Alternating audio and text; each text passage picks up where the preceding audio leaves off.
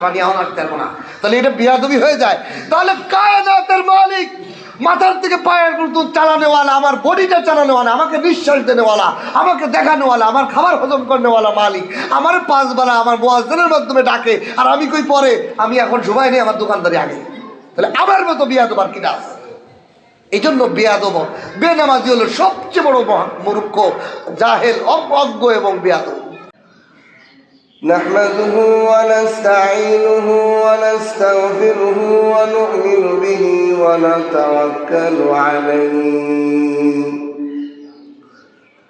ونعوذ بالله من شرور أنفسنا ومن سيئات أعمالنا من يهده الله فلا مضل له ومن يضلله فلا هادي له ونشهد أن لا إله إلا الله لا خالق إلا الله ولا مالك إلا الله ونشهد أن سيدنا وسندنا وحبيبنا وطبيب قلوبنا ومولانا محمدا عبده ورسوله أما بعد فأعوذ بالله من الشيطان الرجيم بسم الله الرحمن الرحيم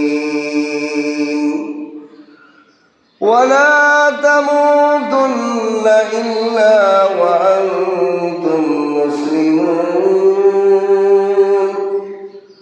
وقال النبي صلى الله عليه وسلم بني الإسلام على 5: شهادة أن لا إله إلا الله وإقام الصلاة وإيتاء الزكاة والحج وصوم رمضان أو كما قال عليه الصلاة والسلام. بارك الله لنا ولكم في القرآن العظيم ونفعنا وإياكم بالآيات والذكر الحكيم. سبحانك لا علم لنا إلا ما علمتنا إنك أنت العليم الحكيم.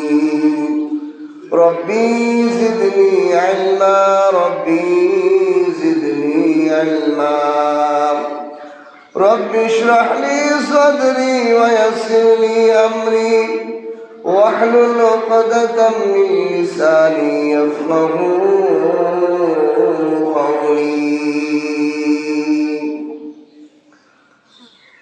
اے دئیے نیا ننگے نیا اے دئیے نیا ننگے نیا سانے نیا ہے نام مسلمان تیرا کام کفر ہے نام مسلمان تیرا کام کفر ہے. دنیا میں ہو دنیا کا طلبگار نہیں ہو دنیا میں ہو دنیا کا طلبگار نہیں ہو بازار سے گزرا ہو خریدار نہیں ہو بازار سے گزرا ہو خریدار نہیں ہو. কোথায় তোমার বাড়ি গাড়ি কোথায় তোমার বাড়ি গাড়ি কোথায় তোমার ব্যাংক ব্যালেন্স মইরা গেলে সব কিছুই হইয়া যাবে শেষ, মইরা গেলে সব কিছুই হইয়া যাবে শেষ। আল্লাহ তাআলা লাখ কোটি শুকর ও সুজুদ যে মহান রব্বুল আলামিন দয়া করে মায়া করে পবিত্র জুমার দিনে জুমার আজানের পরে আল্লাহর ঘর মসজিদে আল্লাহ মায়া করে মহব্বত করে ভালোবেসে আমাদেরকে উপস্থিত হয়ে কিছু দিনই আলোচনা করা এবং শোনার জন্য তৌফিক দান করেছেন। এজন্য কালিমাতুশ শুকর আদায় করে আলহামদুলিল্লাহ। আল্লাহ তাআলা এই মুহূর্তে হাজারো মানুষকে হাজারো বিপদ মুসিবতের মধ্যে রাখছেন, ঠিক কিনা? এই মুহূর্তে অনেক মানুষ হাসপাতালের বেডে কাতরাইতেছে, আইসিইউর মধ্যে রয়েছে, ঠিক কিনা? অক্সিজেন দেওয়া অবস্থায় অনেক মানুষ কাটাইতেছে। কেউ পঙ্গু হাসপাতালে, কেউ ডায়রিয়া হাসপাতালেও আছে। অনেকে এই মুহূর্তে তার বাবার জানাজার জন্য প্রস্তুতি নিতেছে। অনেকের লাশ এই মুহূর্তে তার বাড়িতে নিয়ে যাওয়া হচ্ছে। এমন একটি সময় আল্লাহ তাআলা আমাদেরকে হায়াত দিয়ে সুস্থতা রেখে আল্লাহর হুকুম জুমার নামাজ আদায়ের উদ্দেশ্যে আল্লাহর ঘর মসজিদে গোসল সেরে পবিত্র হয়ে পবিত্র পোশাকে আল্লাহর গোলাম আল্লাহর সিজদা দেওয়ার উদ্দেশ্যে আমাদেরকে মসজিদে এনে বসিয়েছেন। এই জন্য অন্তরের অন্তঃস্থল থেকে কালিমাতুশ শুকর আদায় করে আলহামদুলিল্লাহ। আমি খুতবা এবং দুরুদের পরে কোরআনে কারীমের একটি আয়াতের একটু অংশ বিশেষ তেলাওয়াত করেছি। এই আয়াতের অংশটা যদি আমরা বুঝতে পারি তাফসীর, তাহলে আমাদের জীবনের গতি ঠিক হয়ে যাবে। বলেন সুবহানাল্লাহ। আয়াতে আল্লাহ তাআলা বলেন, ওয়ালা তামুতুন্না ইল্লা ওয়া আনতুম মুসলিমুন। হে দুনিয়ার মানুষেরা, তোমরা মুসলমান না হইয়া মরো না। হে দুনিয়ার মানুষেরা, নারী হও পুরুষ হও, মরার আগে কবরে যাওয়ার আগে মুসলমান হও। তবে এই আয়াতটা কাফেরদেরকে বলছেন না মুসলমানদেরকেই বলছেন? তাহলে মুসলমানদেরকে যদি এই আয়াত বলেন, তাহলে মুসলমানের তো আলাদা একটা জিনিস। মুসলমান কাকে বলে? যে মুসলমান না হইয়া মরো না বললেন আল্লাহ। এটা বোঝার জন্য আমাদের আগে বুঝতে হবে মুসলমান শব্দটা হলো একটি লকব। মুসলমান শব্দটা কি? লকব, উপাধি, একটা উপাধি। যেমন আমাদের এই বাজারে অনেক ডাক্তার আছে, ডাক্তার একটা লকব, উপাধি। তার পিছে কিছু কাজ আছে, রোগী দেখা, ওষুধ দেওয়া, চিকিৎসা করা, ঠিক কিনা? এই বাজারে অনেক ব্যবসায়ী আছে, ব্যবসায়ী একটা লকব, উপাধি। এর পিছেও কিছু কাজ আছে, মাল আমদানি রপ্তানি করা, ক্রয় বিক্রয় করা। আমাদের এই এলাকায় কৃষক আছে যারা ক্ষেত খামার করে, বীজ বপন করে, আবার ফসল হইলে কাটে বাড়াইয়ে সুন্দর করে ফসলটা উঠায়। তাহলে কৃষক একটা লকব, উপাধি, এর পিছেও কিছু কাজ আছে। আমি আপনি মুসলমান, এটা একটা লকব, উপাধি, এর পিছে কাজ আছে না? এই মুসলমানের কাজটা, এই কাজটা বুঝলেই আমি যে মুসলমান কিনা, আমি কি আল্লাহ যে বললেন মুসলমান না হয়ে মরো না, ওইটা আমার পূর্ণ হবে। মুসলমানের কাজ হলো পাঁচটা। কয়টা? قال النبي صلى الله عليه وسلم بني الإسلام على خمس شهادة أن لا إله إلا الله। মুসলমানের এক নম্বর কাজ হলো কালেমায়ে শাহাদাত পড়া, আশহাদু আল্লা ইলাহা ইল্লাল্লাহ। ওয়া ইকামিস সালাহ, দুই নম্বর কাজ হলো as-সালাহ, নামাজ। ওয়া ইতাইজ যাকাত, তিন নম্বর কাজ হলো যাকাত আদায় করা। ওয়াল হজ্জি, চার নম্বর হলো হজ আদায় করা। ওয়া সাওমি রমাদান, পাঁচ নম্বর কাজ হলো রমজানুল মুবারকের রোজা রাখা। বলেন সুবহানাল্লাহ। তাহলে মুসলমানের উপাধি, এই লকবের পিছনে কয়টা কাজ? পাঁচটা কাজ। আসেন বুঝে নেই এই পাঁচটা কাজ কিভাবে আমার পালন করতে হবে। প্রথম কাজ হলো কালেমা পড়া। এটা হলো মুসলমান হওয়ার প্রথম গেট। এজন্য কোনো বেঈমান, কোনো কাফের যদি ইসলাম গ্রহণ করার জন্য নামাজ দিয়ে ঢোকে, তার ইসলাম গ্রহণযোগ্য না। যাকাত দিয়ে যদি কেউ মুসলমানে ঢুকতে চায় হবে না। রোজা রেখে যদি মুসলমানিত্বের মধ্যে আসতে চায় হবে না। হজের মাধ্যমে যদি মুসলমানের ভিতরে আসতে চায় হবে না। তার একমাত্র রাস্তা জবানে বলতে হবে আশহাদু আল্লা ইলাহা ইল্লাল্লাহ ওয়া আশহাদু আন্না মুহাম্মাদান আবদুহু ওয়া রাসূলুহু। কালেমা পড়তে হবে। কালেমাই একমাত্র মুসলমানের ভিতর ঢোকার একমাত্র রাস্তা, ঠিক কিনা? এখন আসেন, এই কালেমা একজন মুসলমানের ডিউটি কয়বার? কয় জীবনে একবার ফরজ। আপনি একবার কালেমা শাহাদাত পড়ে ফেলছেন, মুসলমান হয়ে গেছেন। আর যদি কোনো কুফরি শিরিকি না করেন আর এই অবস্থায় মৌত হয়, আপনার ইমানই মৌত, বলেন সুবহানাল্লাহ। বাকি জিন্দেগিতে যতবার কালেমা পড়বেন নফল, ফরজ না। জীবনে একবার পড়া কি ফরজ? তাহলে এমন এক ডিউটি, মুসলমান লকবের পিছনে কালেমা পড়া, শাহাদাত পড়া এমন এক ডিউটি যেটা একবার আদায় করলে আর বাকি জিন্দেগিতে কুফরি না করলে আর জীবনে না পড়লেও কোনো গুনাহ নাই। পড়লে সব বলে সুবহানাল্লাহ।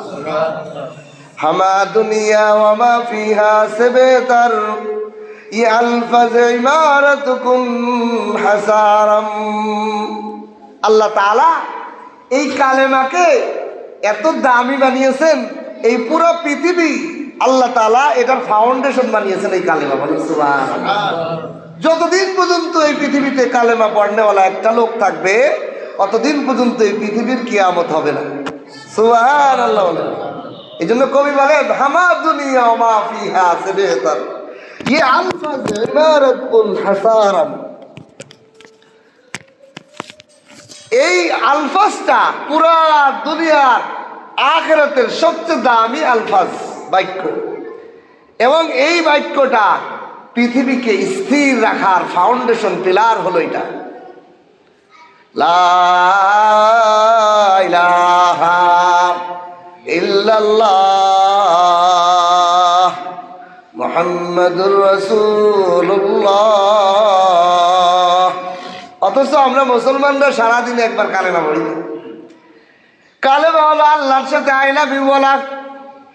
আল্লাহকে কেউ যদি তার ভালোবাসার মানুষটাকে বলে আমি তোমাকে ভালোবাসি, मैं तुम्हारा प्यार करता हूँ, आई लव यू, যে কোনো ভাষাই বলুক না কেন, আল্লাহকে বান্দা ভালোবাসার শব্দ হলো লা ইলাহা ইল্লাল্লাহ। প্রেমিকাকে যতবার আই লাভ ইউ বলে প্রেমিকার ভালো লাগে, ওরে আল্লাহর বান্দা যদি লা ইলাহা ইল্লাল্লাহ বলে আল্লাহর ভালো লাগে। লা ইলাহা ইল্লাল্লাহ এর অর্থ কি? এর মাকসাদ কি? লা ইলাহা মানে লা খালিকা ইল্লাল্লাহ, লা মালিকা ইল্লাল্লাহ, লা রাজিকা ইল্লাল্লাহ, লা মুহইয়া ইল্লাল্লাহ, লা হাইয়া ইল্লাল্লাহ, লা মাউতা ইল্লাল্লাহ। ওরে লা ইলাহা ইল্লাল্লাহর অর্থ শুধু আল্লাহ ছাড়া কোনো মাবুদ নাই এটা নয়। এটার অর্থ হলো আমাকে কোনো বানানেওয়ালা কেউ নাই আল্লাহ, আমাকে কেউ রিজিক দাতা নাই আল্লাহ, আমাকে কেউ দুঃখ দেনেওয়ালা নাই আল্লাহ, আমাকে দুঃখ থেকে বাঁচানেওয়ালা কেউ নেই আল্লাহ, আমাকে মারনেওয়ালা কেউ নেই আল্লাহ, আমাকে বাঁচানেওয়ালা কেউ নাই আল্লাহ। সারা দুনিয়ার যা দেখি সব করনেওয়ালা আল্লাহ। লা ইলাহা ইল্লাল্লাহ মে নুকতা নেই, देखिए क्या रमज है कुदरत की उस बैगम में। এক কবি বলতেছে, ও দুনিয়ার মানুষ তোমরা একটু ভাবো না, আল্লাহ আমাদেরকে কি কালেমা দিছে, কেমন একটা কালিমা আল্লাহ তাআলা দান করছেন, যেই কালেমাটা আরবি ভাষার যারা পণ্ডিত, যারা বহু সাহিত্যিক, তারা বলেন আরবি ভাষার একটা নিয়ম আছে। নিয়ম হলো যেই শব্দ, যেই বাক্য মধ্যে কোনো নুক্তা আলা হরফ নাই, ওই বাক্য, ওই শব্দটা হলো পরিপূর্ণ। কারণ নুক্তা মানে হলো ক্ষত। নুক্তা মানে কি? নুক্তা শব্দের অর্থই হলো ত্রুটি। মানে একটা ক্ষত, একটা অবজেকশন দেওয়া হয়েছে। তা আল্লাহ তাআলা এই নুক্তাবিহীন যতগুলো হরফ লাগবে সেইগুলো হরফ দিয়ে আল্লাহ কালেমাকে কালেমা বানাইছে। বলেন সুবহানাল্লাহ। লক্ষ্য করে দেখেন, লা ইলাহা ইল্লাল্লাহ, কোন নুক্তালা হরফ নাই। এমন একটা বাক্য আল্লাহ আমাদেরকে দান করলেন যেই বাক্যটার মধ্যে কোনো ত্রুটি, কোনো অবজেকশনের কোনো সুরতি নাই, অবজেকশন মুক্ত, ত্রুটি মুক্ত একটা বাক্য আমাদেরকে দান করলেন। আওয়েজাফা গায়রে মুমকিন है मोहम्मद की कसम एक नुक्ता भी गुंजाइश नहीं इस्लाम में। আমরা যে আল্লাহকে মানি, আল্লাহ শব্দের মধ্যে কোনো নুক্তা নাই। আমরা যে ইসলাম মানি, ইসলাম শব্দটার মধ্যে নুক্তা নাই। আমরা যে নবীকে পাইছি সেই নবীর নাম মুহাম্মদ, আহম্মদের মধ্যে কোনো নুক্তা নাই। আল্লাহু আকবার। আল্লাহ তাআলা আমাদেরকে দামি বাক্যের মধ্যেও যেটা দামি বাক্য, যার মধ্যে কোনো ত্রুটি হতে পারে না, এবং ত্রুটিমুক্ত বাক্য এবং ত্রুটিমুক্ত কালেমা, ত্রুটিমুক্ত আল্লাহ, ত্রুটিমুক্ত নবী মুহাম্মদকে দান করতেন। বলেন সুবহানাল্লাহ। এই জন্য মুসলমান লকবের পিছনে, উপাধির পিছনে প্রথম কাজ কি? লা ইলাহা ইল্লাল্লাহ। লা ইলাহা ইল্লাল্লাহর অর্থ বুঝতে হবে। লা ইলাহা ইল্লাল্লাহর অর্থ শুধু কোনো মাবুদ নাই একমাত্র আল্লাহ, এটা নয়। এর একটা ভাব অর্থ আছে, ব্যাপক অর্থ আছে, ব্যাপক অর্থ। কেউ আমাকে দেখানেওয়ালা নাই, আল্লাহ। কে আমাকে দেখায়? কেউ আমাকে শোনানেওয়ালা নাই, আল্লাহ। কেন? আপনি দেখেন অনেক মানুষের চোখে পাওয়ার নাই, চোখ আছে, সব দেখতে দেখা যায় আমার মতো, আমার আপনার মতো চোখ আছে, কিন্তু লোকটা দেখে না। তার তো চোখ আছে, দেখে না কেন? আল্লাহ দেখায় না। আমার আপনার মতো জিহ্বা আছে, অনেক মানুষ কথা বলতে পারে না। তাহলে জিহ্বা যদি কথাই বলাই তো ওই লোকটা কথা বলতে পারে না কেন? কয় আল্লাহর অনুমতি হয় নাই। তাহলে জিহ্বা কথা বলায় না, কে বলায়? আল্লাহ। অনেকের কান আছে বয়রা, আমার আপনার মতোই কান দেখতে, কিন্তু সে শোনে না। কয় কারণ কি? কয় আল্লাহ শোনায় না। আমার আপনার চোখের সামনে আল্লাহ এই ধরনের কিছু মানুষ বানাইয়া আমাদেরকে দেখায়, চোখে আঙুল দিয়ে, দেখ ও বান্দা, তুমি মনে করতে তোমার চোখ আছে, চোখে দেখো না, আমি আল্লাহ দেখাই। এই জন্য লা ইলাহা ইল্লাল্লাহর অর্থ বুঝতে হবে যে আল্লাহ সব করে, কিন্তু আমাদের দৃষ্টি মনে হয় আম গাছে আম দেয়, কাঁঠাল গাছে কাঁচাম দেয়, খেতে মনে হয় ধান দেয়, চাকরিতে মনে হয় আমার টাকা দেয়, ব্যবসাতে মনে হয় আমার টাকা দেয়। আরে না না, সব কর্নেওয়ালাকে আল্লাহ। একটা গল্প বললে বুঝবেন কথাটা। এক হুজুর, এক গ্রামের মানুষ, জঙ্গলের ধরেন শাল বাগানের মধ্যে একজন গ্রাম্য দিনদার মুসল্লি আলেম ওলামাকে খুব মহব্বত করে। হুজুরের দাওয়াত দিয়েছে, হুজুর আপনি একটা তলবে এলেম নিয়ে আমার বাড়ি কটা ডাইল ভাত খাবেন, কটা ডাইল ভাত খাওয়ার দাওয়াত। হুজুর একটা ছাত্রকে নিয়ে মাদ্রাসার ওই জঙ্গলের মধ্যে বাড়িতে যাই রওনা হয়েছে। বাড়িওয়ালা বলে দিয়েছে, হুজুর আমার আহলিয়া, আমার বিবি অনেক পর্দাশীল, খুবই পর্দাশীল। আমি ঘটনাক্রমে যদি ব্যবসার কাজে, দোকানের কাজে সুমার দিন না যাইতে পারি, আপনি যাইয়ে বাড়িতে সালাম দিবেন, আসসালামু আলাইকুম। আমার বিবি যেহেতু পর্দাশীল, কণ্ঠ পর্দা, উনি জোরে আওয়াজে উত্তর দিবে না, উত্তর দিব, আপনি শুধু সালাম দিবেন, আমার বিবি অ্যালার্ট হয়ে যাব। ঘরের মধ্যে ঢুকবেন, চাদর বিছানো থাকবে, বসবেন, ছাত্রকে নিয়ে খানা খেয়ে আসবেন, আমার বিবি পর্দার আড়াল থেকে সব খাবার ব্যবস্থা করবে।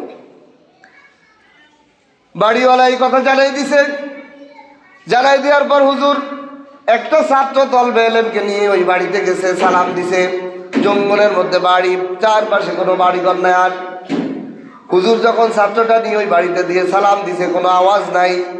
ছাত্রর মনে কৌতূহল, এ কি হলো? কোনো জিনের বাড়ি আসলাম নাকি হুজুরের সাথে? কোন বাড়ি আসলাম? কোনো মানুষের কোনো টু শব্দ নেই, আওয়াজ নাই, এ কি হলো? এখানে হুজুর কোথায় নিয়ে আসলো আমাকে? কোনো মানুষজন নাই, কি আমাদের খাবার দিবে? হুজুর আর ছাত্র যে ঘরের মধ্যে বসলো, পর্দা টানানো। হুজুর জানেন ওই পর্দা টানালে কি আছে? ওই বাড়িওয়ালার পর্দা নিশীন বিবি আছে, কিন্তু ছাত্র দেখতেছে কোনো মানুষজনই নাই, কোনো কথাই নাই, আওয়াজ নাই। কিছুক্ষণ পরে দেখে পর্দার আড়াল থেকে, পর্দার নিচ দিয়ে ভাত আসে, ডিম আসে, মাছ আসে, গোশ আসে, আম, দুধ আসে, সব প্রকারের খাবার এক এক করে আসতেছে। কোনো মানুষের আওয়াজ নাই। তলবে এলেমের জেহেনের মধ্যে আছে, জেহেনের মধ্যে হইল হায় পর্দায় ভাত দেয়, পর্দায় খাবার দেয়, পর্দায় আম দেয়, পর্দায় দুধ দেয়, পর্দায় দুধ মাছ দেয়, গোস্ত দেয়। ছাত্রটার জেহেনে বসে গেছে পর্দাই সব দিতেছে, কিন্তু হুজুরের জেহেনে কি আছে? পর্দার আড়ালে একজন পর্দা নিশীন মা বোন বসে আছে। ঠিক কিনা? পর্দার আড়ালে কি আছে? এটা কার জেহেনে আছে, কার মনে আছে? হুজুরের জেহেনে আছে। কিন্তু ছাত্র দেখতেছে কি? ছাত্রর জেহেনে এটা নাই। ছাত্র এটা বুঝতেওছে না, সে বুঝতেছে পর্দাই বাদ দিচ্ছে, কারণ পর্দার ভিতর থেকে বেরোচ্ছে। ছাত্রটা কৌতূহল হয়ে গেছে, কি ব্যাপার? পর্দায় ভাত দেয়, পর্দায় গোস্ত দেয়, পর্দায় সব কিছু দেয়। হাই, এই পর্দার ভিতরে এত করিশ্মা! আমি মাদ্রাসায় যে সব ছাত্র এই গল্প শোনাই, আমি আজকে আমি আশ্চর্য দেখছি। মাদ্রাসায় আসছে ফিরে ওই তলবে এলেমটা, সব তলবে এলেমটা বলতেছে, জানো আজকে আমি এমন এক জায়গায় গেছিলাম, সেখানে পর্দায় ভাত দেয়, পর্দায় গোস্ত দেয়, পর্দায় সব খাবার দেয়, আমিও খাইছি, হুজুরও খাইছে। আমার কথা বিশ্বাস থাকলে হুজুরের জিগা, আমি হুজুর সাক্ষী। সমস্ত তলবে এলেমটা কয়, পাগল হইছ? পর্দায় কোনোদিন ভাত দিতে পারে নাকি? চলো আমরা হুজুরের কাছে যাবো। কি উল্টো পাল্টা কথা বলো, পর্দায় কোনোদিন এই খাবার দিতে পারে নাকি? পর্দার কোনো ক্ষমতা আছে? সবাই মিলে হুজুরের কাছে আসছে। হুজুর এ কি বলে? কয়, ও যা বলতেছে ঠিকই বলতেছে। আজকে সারা দুনিয়ার মানুষের অবস্থাই ছাত্রের মতো। ওই তলবে এলেম তো জানে না পর্দার আড়ালে একজন মহিলা আছে, পর্দা নিশীন, কোনো আওয়াজ নাই, কোনো টু শব্দ নাই। এটা আমি উস্তাদ জানি, কিন্তু ওই ছাত্র তো জানে না। এই জন্য সে মনে করতেছে পর্দায় দিতেছে। আর সারা দুনিয়ার মানুষ গাভী দেখে মনে করে গাভীতে দুধ দেয়। আমার প্রশ্ন হলো, অনেক গাভীতে আছে 50 কেজি দুধ হয় প্রতিদিন। আমি নিজে চোখে দেখছি, আমার এক খালার গাভী পালতেন, টাইম মতো না দোয়াইলে অটোমেটিক দুধ পড়তো। আল্লাহু আকবার। কিন্তু প্রশ্ন হলো, ওই গাভী যখন জবাইতেছে 1 থেকে 1.5 কেজি দুধ, আর দুধ নাই। কিরে, দুধ যদি এক দিনে 50 কেজি নামে, তো জবাই দিলে 2 কেজি আর 1.5 কেজি দুধ কেন? আর আর 49 কেজি বা 48 কেজি দুধ কোথায় গেল? কথা বুঝতেছেন? আপনি আমি আমাদের এলাকায় কাঁঠাল গাছ, আম গাছ আছে কিনা? এই আম গাছ আলার কত কাঁঠালকে জিগাবেন, ও কাঠুরিয়া তুমি কত আম গাছ কাটলা, কত কাঁঠাল গাছ কাটলা, কত খেজুর গাছ, তাল গাছ কাটলা। কাটার সময় কাঠের ভিতরে কোনোদিন একটা আমের শুকলা পাইছো কিনা, একটা আটি পাইছো কিনা, একটা কাঁঠালের বিচি পাইছো কিনা? পাইছে? এত আঠাল হাজার, এক একটা গাছে 1000 আঠা কাঁঠাল ধরে, একটা গাছে 5-10 মণ আম ধরে। এত আম পাইলাম, কিন্তু কাঁঠাল গাছ কাটিয়ে কাঁঠাল গাছের কাঠের মধ্যে একটা আমের শুকলাও পাইলাম না। তাহলে বোঝা যায় না কোনো ভেদ আছে? এর মানে হলো আল্লাহ তাআলা বুঝানো, দুনিয়ার মানুষ তুমি মনে করতেছো কাঁঠাল গাছে কাঁঠাল দিতেছে, আম গাছে আম দিতেছে, ধান খেতে ধান দিতেছে, ধান খেত কুবাইয়া তুমি 100 হাত করছো, একটা ধানের চিটাও পাবা না।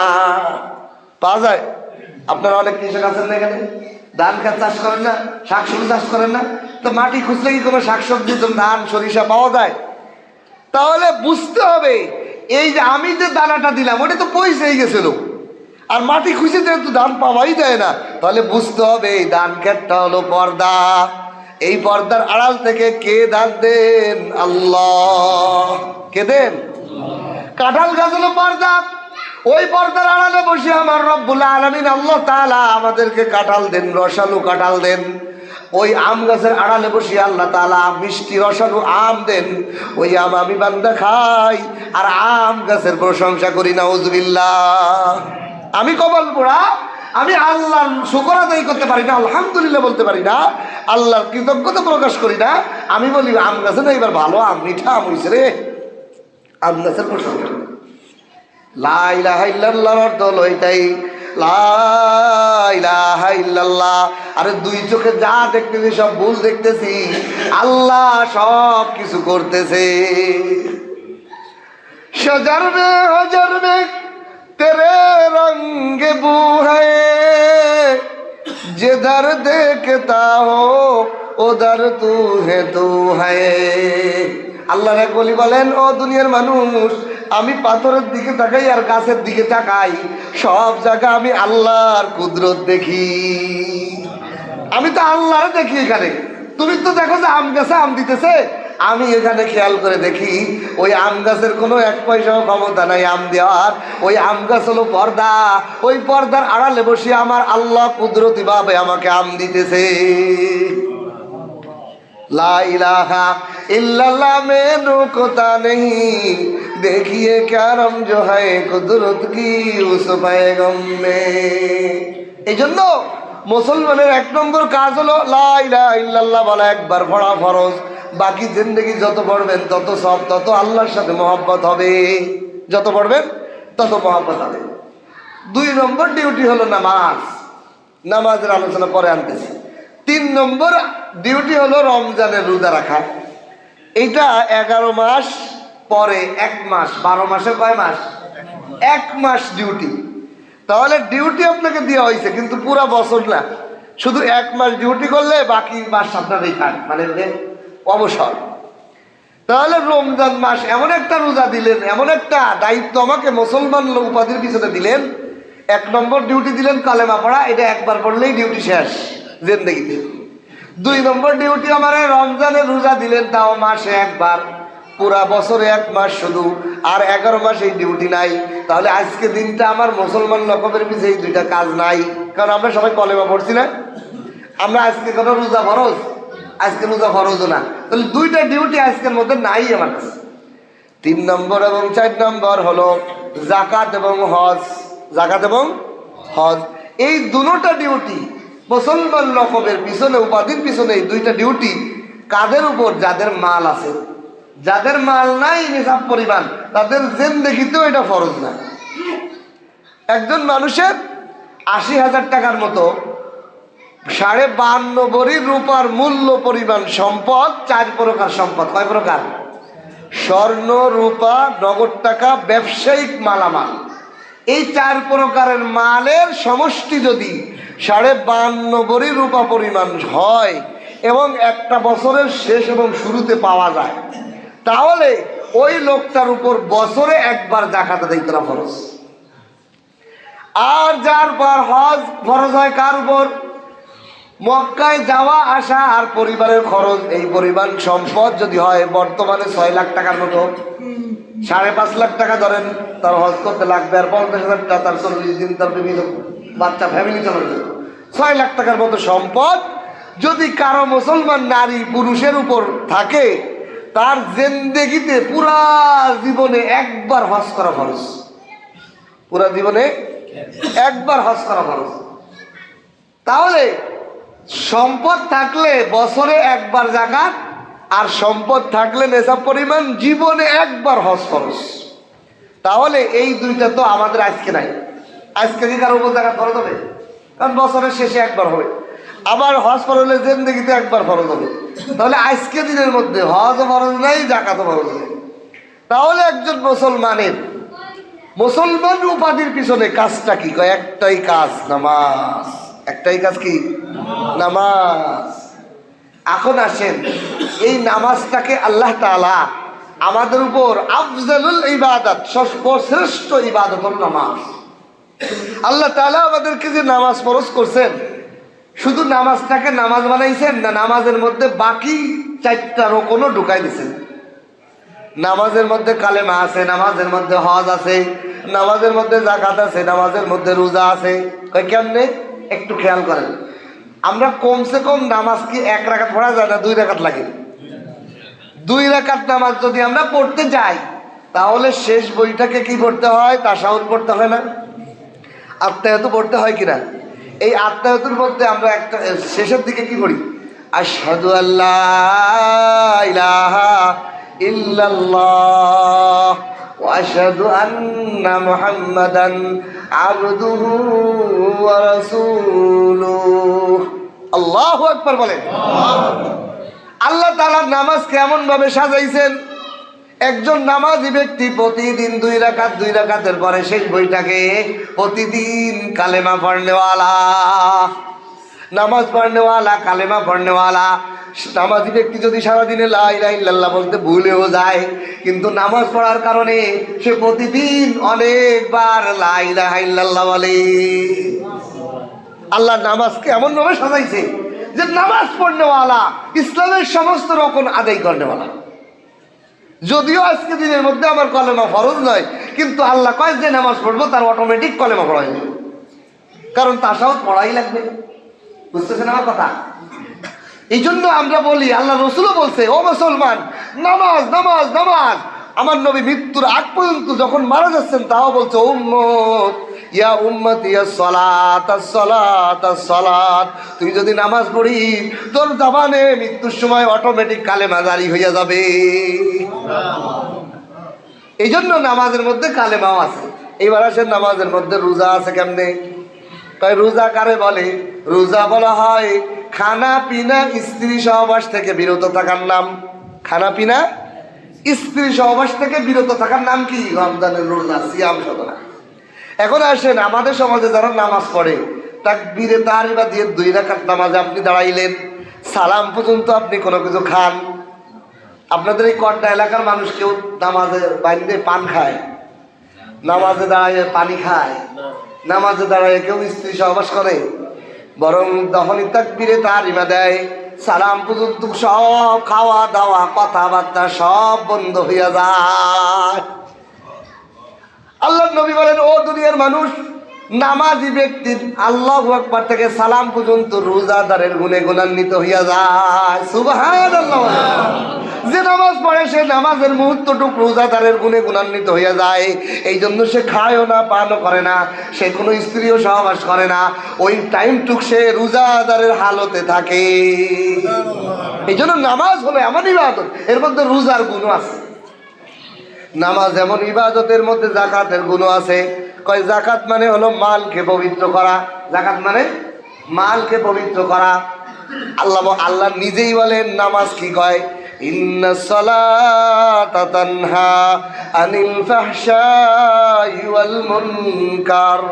ও দুনিয়ার মানুষ শোনো, যে নামাজ পড়ে এই নামাজে তাকে আল্লাহর ওলি বানায় দেয়। সুবহানাল্লাহ। নামাজি ব্যক্তিকে নামাজ তারে পবিত্র করে দেয়, সমস্ত ফাহিশা কাজ থেকে তারে মুক্ত করে দেয়। নামাজেই একটা গল্প বলতে শুনলেন, শোনেন, আমাদের সমাজে অনেক সময় গল্প বললে মনে হয় হুজুর খালি কিচ্ছা খায়। কিচ্ছা খাওয়া আল্লাহর সুন্নত। কিচ্ছা খাওয়া কিসের সুন্নত? গল্প বলা কার সুন্নত? পুরা কুরআনে কারীম 30 পারা, এর মধ্যে 6666 আয়াতের কম বেশ আছে। কম বেশ আছে বললাম কে? নির্ধারিত নাই। কারণ অনেক ইমামদের মতে 6332টি আয়াত, কারণ 6000, কিন্তু 6066 আয়াত নাই। কিন্তু এটা প্রসিদ্ধ হয়ে গেছে, ভুল প্রসিদ্ধ। এর কারণ কি শোনেন, কোন ইমাম মনে করে সূরা ফাতিহা যা আছে আয়াত, সব আয়াতটা যদি একজন মনে করে যে 7 আয়াত, আর কেউ যদি মনে করে যে কয় ইহদিনাস সিরাতাল মুস্তাকিম সিরাতাল লাযিনা আন'আমতা আলাইহিম গায়রিল মাগদুবি আলাইহিম ওয়ালাদ-দাল্লিন, পুরোটা মিলে এক আয়াত, তাহলে 6 আয়াত হয়ে যাবে। বুঝতেছেন? আয়াত সবই ঠিক আছে, কেউ এক জায়গায় এনে আয়াত ধরছে আর একজন আয়াত ধরে নাই।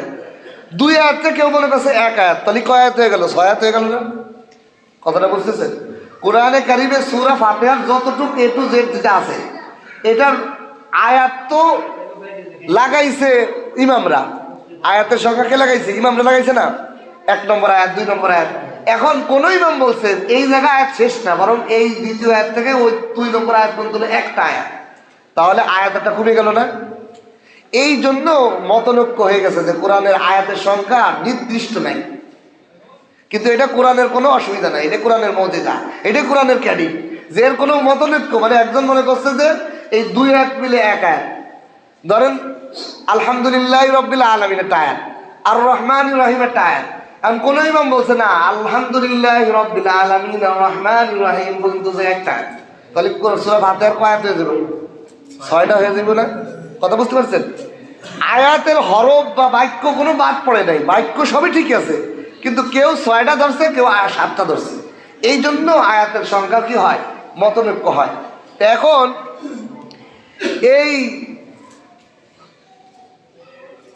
এখন এই কোরআনে কারীমের মধ্যে যে আল্লাহ তাআলা বলেন ইন্নাস সালাতা তানহা আনিল ফাহশাই ওয়াল মুনকার, যে নামাজ সমস্ত ফাহিশা কাজ থেকে মানুষকে কি করে? মুক্ত করে দেয়। তো এখন এই যে আয়াত, এই আয়াতগুলোর মধ্যে 6666 আয়াত, এর মধ্যে মাত্র 500 আয়াত বিধিবিধান। নামাজ পড়ো, রোজা রাখো, মিথ্যা কথা বলো না, জবলখড়ি করো না, সুদ খেও না, জেনা করো না। এই বিধিবিধানের আয়াত কত? মাত্র 500। আর বাকি 6167 যদি আয়াত ধরি, তাহলে সব আল্লাহ তাআলা গল্প বলছেন, কিচ্ছা। বনি ইসরাইলের কিচ্ছা, নূহ আলাইহিস সালামের কিচ্ছা, ইব্রাহিম আলাইহিস সালামের গল্প, ইসু আলাইহিস সালামের গল্প। তাহলে গল্প বলা কার সুন্নত? আল্লাহ। কেন? গল্প বললে মানুষের জেনে ঢুকে। গল্প বলে বললে উদাহরণটা মনের ভিতরে দহনের মধ্যে বসে।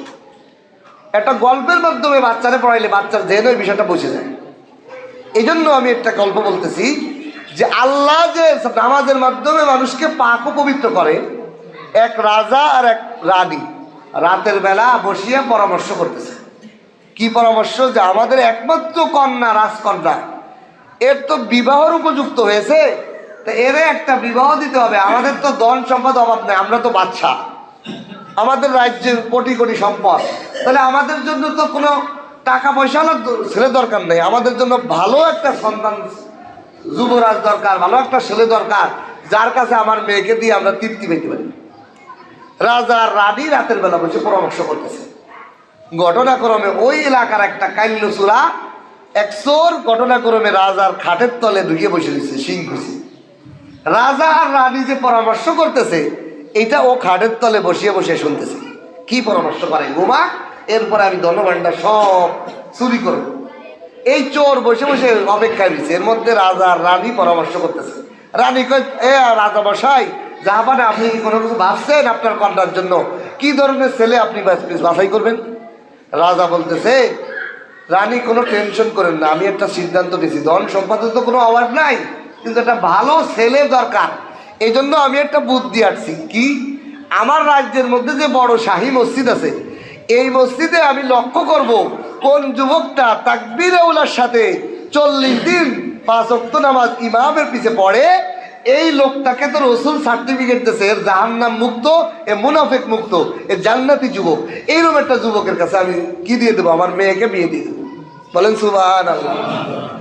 এই কথা কে শুনতেছে? খাটের তলে যুবক চূড়ায় শুনতেছে। যুবক চূড়ায় শুনে কয়, পাইছি সুযোগ। 40 দিন যদি মসজিদের এতেকাবে বসে যায়, ইমামের পিছে যদি 5 ওয়াক্ত নামাজ পড়ি, তাহলে আমার আর এই আমার শ্বশুর বাড়ি চুরি করার দরকার নেই। এই পুরা রাজ্যই তো আমার, পুরা রাজ্যই তো আমার। সুতরাং রাজার এই কথা শুনে চুপচাপ বসে রাজা রানী ঘুমাই গেছে, চুপ করে বেড়ে চলে গেছে। আইসা বালিশের কাঁথা নিয়ে মসজিদের দরজায় নক, রাত 12টা 1টা। ইমাম সাহেব কে রে? আমি চূড়া, আমি এতদিন মসজিদে আসি নাই। এতদিন তোমার কইয়ে বলে নামাজে আনতে পারি না, আজকে তুমি বালিশ কাঁথা নিয়ে চলে এসে কয়, হুজুর আজকে তার নামাজ ছাড়বো না, জামাত ছাড়বো না। কিন্তু বেদের কথা তো কয় না। রাজা রানী রাজকন্যাকে বিয়ে করার জন্য সে আল্লাহর ঘর মসজিদে নামাজ জামাতের সাথে পড়ার জন্য, ওই যে রাজা কইছে এই শর্ত সে ভুল করবে যাতে রাজা তার মায়ের দিয়ে দেয়। এই জন্য সে মসজিদে চলে আসছে। আসার পর যখন মসজিদে আসছে, এখন নামাজের কিছুই পারে না, সময় তো আর কাটে না, সে তো কিছু পারে না। এখন কান্দে, হাই কি করবো, হাই কি করবো। ইমাম সাহেবের কাছে যায়, কয় আমার একটু নামাজ শিখান। ইমাম সাহেব কয়, এতদিন বুঝায় বুঝায় কাউরে নামাজে আনতে পারি না, আজকে যখন একটা পাইছি, এরে আমার ছাত্র বানাবো, এরে আল্লাহর ওলি বানাবো, এরেই তো আমি নামাজ শিখাবো। ইমাম সাহেবরা তো নরম দিলের মানুষ, এই পাইয়ে ওরে কোরআন হাদিস শিখাইছে, দোয়া কালাম শিখাইছে, নামাজ পড়া শিখাইছে। এখন যুবক যখন সিজদা দেয়, আগে তো পারতো না, সিজদা তো বসতো না, এখন নামাজে যখন সিজদা দেয় সে মজা পায়। হাই, এতদিন আমি আমার মালিককে সিজদা দিতে পারি নাই। একদিন যায়, 2 দিন যায়, যুবকের দিলে যে রাজকন্যাকে পাওয়ার যে আশা ছিল, এই আশা আস্তে আস্তে নাই হয়ে যায়। 2 সপ্তাহ চলে যায়, রাজাও আসে আর দেখে যুবকটা খুব নামাজ পড়ে। এই যুবকটা মসজিদ থেকে বেরই হয় না, সর্বদা মসজিদে ইবাদতে নামাজে মশগুল। রাজাও মনে মনে খেয়াল করছে, পাইছি আমার রাজকন্যার স্বামী, পাইছি আমার জামাই। এদিক দিয়ে যুবকও যখন নামাজ পড়ে, নামাজ পড়তে পড়তে এখন মালিকের সাথে সম্পর্ক হওয়া শুরু হয়ে গেছে। ইন্নাস সালাতা তানহা আনিল ফাহশাই ওয়াল মুনকার। নামাজ ভাইয়ের কাছ থেকে তাকে ধুয়ে দিচ্ছে। এখন আস্তে আস্তে সে নিজের অতীতের গুনার কথা অনুশোচনায় কাঁদে, মুনাজাত ধরে কাঁদে। আল্লাহর প্রেম তার এমন বাড়ছে, এক সময় যাইয়া 40 দিন হইতে হইতে তার দিলের মধ্যে রাজকন্যার মোহাব্বত সব ধুইয়া মুছা গেছে। এখন সে আল্লাহরে পাইতে চায়। এখন কার মোহাব্বত হইছে? আল্লাহ কোরআনে বলেন ফাউদখিলাল জান্নাতা ফাকাদ ফাজ, যে আল্লাহর ঘরে ঢুইকা যায় আল্লাহর আপন বানায় নেয় তাকে। আল্লাহ তারে এমন আপন বানায় নিয়েছে, এখন রাজকন্যার পাওয়ার তার আশাই নষ্ট হয়েছে। এখন সে আল্লাহরে কেমনে পাইবো, আল্লাহ সন্তুষ্টি কেমনে অর্জন করবো, এইটার জন্যই পাগল পড়া হয়ে গেছে। এখনো 40 দিন পুরো হওয়ার পর রাজা আসছে, ও বাবা তুমি বিয়ে করছো? কয় না। কয় আমার রাজকন্যার একটু বিয়ে করো। কয় না না না, ও রাজা মশাই আমি আপনার মাইয়াকে পাওয়ার জন্য আসছিলাম আল্লাহর দরবারে, এখন আমি আসল মালিকের সন্ধান পাইয়া গেছি। আপনার রাজত্ব দখল করার জন্য আমি আসছিলাম, কিন্তু আমি আসল রাজত্বের সন্ধান পাইয়া গেছি। এই দুনিয়ার ক্ষণস্থায়ী রাজত্বর আমার দরকার নাই, আমি আসল স্থায়ী রাজত্বের সন্ধান পাইয়া গেছি। এই জন্য নামাজ মানুষকে পাক ও পবিত্র করে। এই জন্য নামাজের মধ্যে কি আছে? জাকাতের অর্থ। জাকাত মানে মাল পবিত্র করা। তো নামাজও কি করে? মানুষকে পবিত্র করে। এখন আপনাদের প্রশ্ন হইতে পারে, হুজুর নামাজ পড়ে সুদ খায়, নামাজ পড়ে জিনা করে, নামাজ পড়ে নেশা করে, কত কিছুই না করে। আমি বলবো না, আপনি যেই লোকটা নামাজ পড়ে সে যখন নামাজের তাকবীরে তাহরিমা দেয় সালাম পর্যন্ত, ওই টাইমটুক তো সে দুনিয়ার কোনো গুনাহ করে না, ঠিক কিনা? তাহলে ওই টাইমটুক তো সে আল্লাহ তাআলা তার গুনাহমুক্ত রাখলো। আর এইভাবে যখন সে পড়তেই থাকবে, এক সময় তার 24টা ঘন্টা এমন ভাবে হবে যে একটা গুনাহও তার দ্বারা হয় না। এই জন্য নামাজ আল্লাহ এমন ভাবে বানাইছে, নামাজের মধ্যে জাকাতের অর্থ আছে, মাল পবিত্র করে। আর নামাজ মানুষের মাথার তালু থেকে পায়ের তালু বন্ধু সব পবিত্র করে। দেখেন নামাজ পড়নেওয়ালার জামা পাক, পোশাক পাক, শরীর পাক, নামাজের জায়গা পাক। কয় পাক লাগে? 3 পাক। নামাজ পড়তে আসলে কি লাগে আপনার? আগে লাগবে শরীর পাক, অজু গোসল লাগবে। 2 নম্বরে পোশাক পাক লাগবে। আপনার পোশাক যদি না পাক থাকে নামাজ হবে না। আপনি যেই জায়গায় নামাজ পড়বেন ওই জায়গাটাও পাক লাগে। কেন এত পাক? ওই নামাজে হলো পাক বানায় মানুষকে। বলেন সুবহানাল্লাহ। যে নামাজ পড়ে তার আত্মাও পাক হয়ে যায়। এই জন্য নামাজের মধ্যে জাকাতের অর্থ আছে। টাইম কত? আর একটা কথা বলে শেষ করতেছি। নামাজের মধ্যে হজ আছে। হজ কেমন? হজ হলো, হজ মানে হলো কসদ, ইচ্ছা করা। হজ শব্দের আরবি ও বাংলা অর্থ হলো ইচ্ছা পোষণ করা, ধাবিত হওয়া। তা হজ মানে আল্লাহর দিকে বান্দা ধাবিত হয়। এখন নামাজি ব্যক্তি আল্লাহর দিকে ধাবিত হয় না। এই যে আপনারা যে ঘরের থেকে আসছেন, বাজার থেকে আসছেন, বাসা বাড়ির থেকে আসছেন, কার দিকে আসছেন? আল্লাহর দিকে আসছেন না? কয়েক নামাজের মধ্যে এই হজের অর্থ আছে।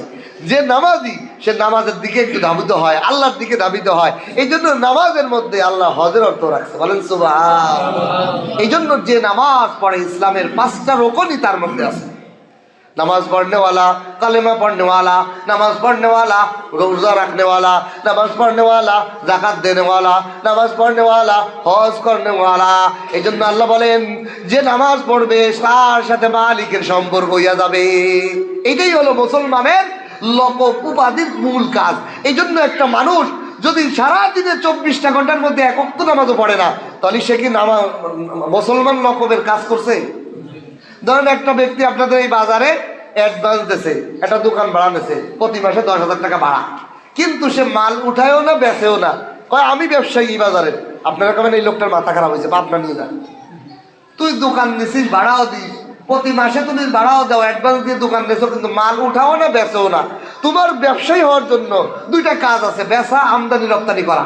তুমি এটা করো না, বাজারে বসে কও যে আমি ব্যবসায়ী, আমি ব্যবসায়ী, তাহলে হবে?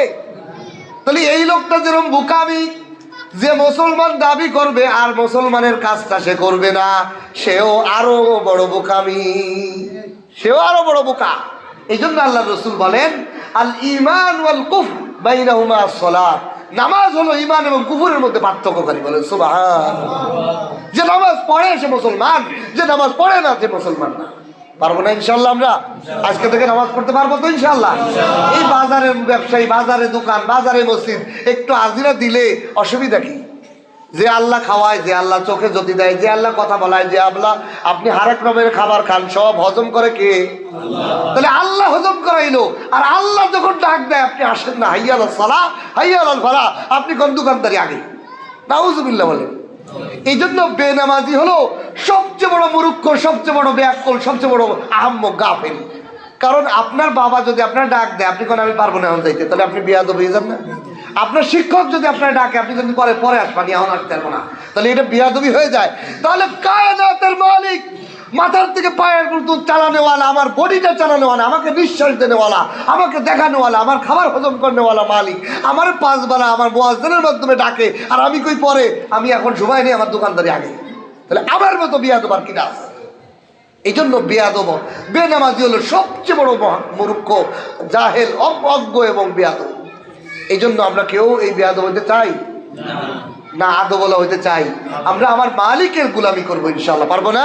আল্লাহ তাআলা আমাদের সকলকে মসজিদের সাথে সম্পর্ক করার, 5 ওয়াক্ত নামাজ জামাতের সাথে আদায় করার তৌফিক দান করে, বলেন আমিন।